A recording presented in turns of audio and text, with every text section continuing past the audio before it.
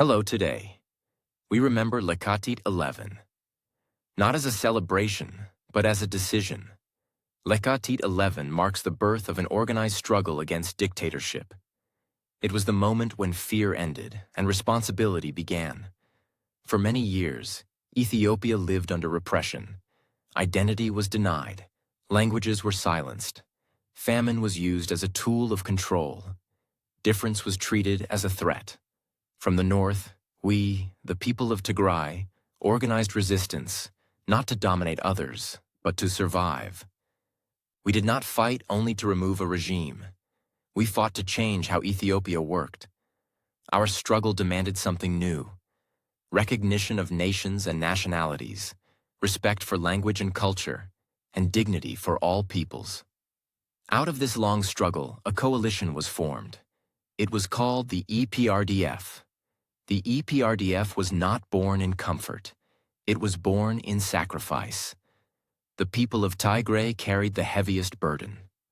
On the battlefield, in organization, and in restraint after victory, we, the leaders of the coalition, chose compromise over revenge. Instead of replacing one dictatorship with another, we chose a federal system. Not perfect, but different. But history later turned against those who built it. Our sacrifice was framed as a crime. Our discipline was called conspiracy. And the people who helped hold the country together were blamed for its failures. In 2018, a rabble-rousing populist rose to power, Abiy Ahmed. We were told he spoke of reform. We were told he spoke of unity. We were told he promised a morning to come. But that story of the morning forgot one essential truth. The light did not come from nowhere. It was generated by sacrifice. We traveled through darkness so others could wait for dawn. We died while others were still waiting. Soon those sacrifices were forgotten.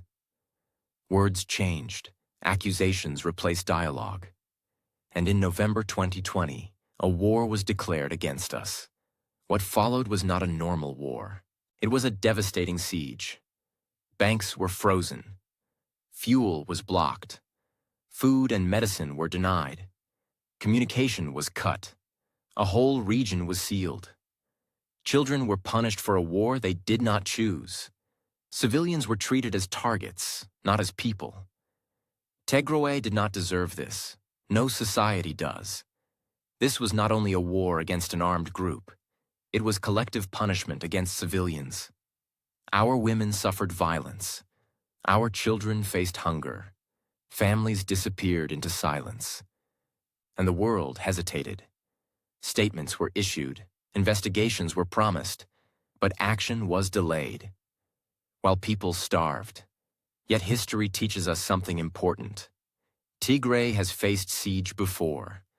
Tigray has faced famine before. Tigray has faced erasure before. And we survived.